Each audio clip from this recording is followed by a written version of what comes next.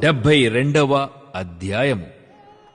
దేవా, రాజునకు నీ న్యాయవిధులను, రాజకుమారునికి నీ నీతిని తెలియజేయుము. నీతిని బట్టి నీ ప్రజలకును, న్యాయ విధులను బట్టి శ్రమనొందిన నీ వారికి అతడు న్యాయము తీర్చును. నీతిని బట్టి పర్వతములను, చిన్న కొండలును ప్రజలకు నెమ్మది పుట్టించును. ప్రజలలో శ్రమనొందు వారికి అతడు న్యాయము తీర్చును. బీదల పిల్లలను రక్షించి బాధపెట్టు వారిని నలుగగొట్టుము. సూర్యుడు నిలుచునంత కాలము, చంద్రుడు నిలుచునంత కాలము తరములన్నిటను జనులు నీయందు భయభక్తులు కలిగియుందురు. గడ్డి కోసిన బీటి మీద కురియు వానవలెను, భూమిని తడుపు మంచి వర్షము వలెను అతడు విజయము చేయును. అతని దినములలో నీతిమంతులు వర్ధిల్లుదురు. చంద్రుడు లేకపోవు వరకు క్షేమాభివృద్ధి కలుగును.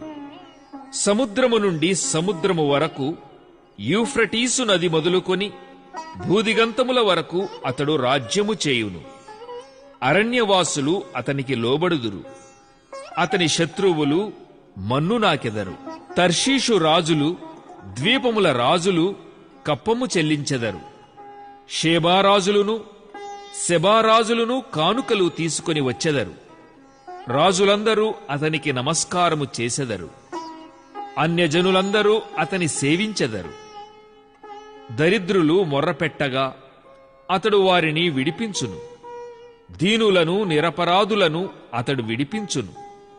నిరుపేదలయందును బీదలయందును అతడు కనికరించును. బీదల ప్రాణములను అతడు రక్షించును. కపట బలాత్కారముల నుండి అతడు వారి ప్రాణమును విమోచించును. వారి ప్రాణము అతని దృష్టికి ప్రియముగా ఉండును. అతడు చిరంజీవి అగును. షేబా బంగారము అతనికి ఇయ్యబడును. అతని క్షేమమునకై జనులు నిత్యము ప్రార్థన చేయుదురు. దినమంతయు అతని పొగడుదురు. దేశములోను పర్వత శిఖరముల మీదను సస్య సమృద్ధి కలుగును. దాని పంట లెబనోను వృక్షముల వలె తాండవమాడుచుండును. నేలమీద పచ్చిక వలె పట్టణస్థులు తేజరిల్లుదురు. అతని పేరు నిత్యము నిల్చును. అతని నామము సూర్యుడున్నంత కాలము చిగుర్చుచుండును. అతనిని బట్టి మనుష్యులు దీవింపబడుదురు. అన్యజనులందరూ అతడు ధన్యుడని చెప్పుకొందురు.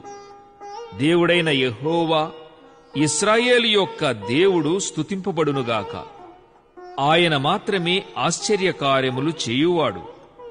ఆయన మహిమగల నామము నిత్యము స్తుతింపబడునుగాక. సర్వభూమియు ఆయన మహిమతో నిండియుండునుగాక. ఆమేన్, ఆమేన్. యెషయి కుమారుడగు దావీదు ప్రార్థనలు ముగిసెను.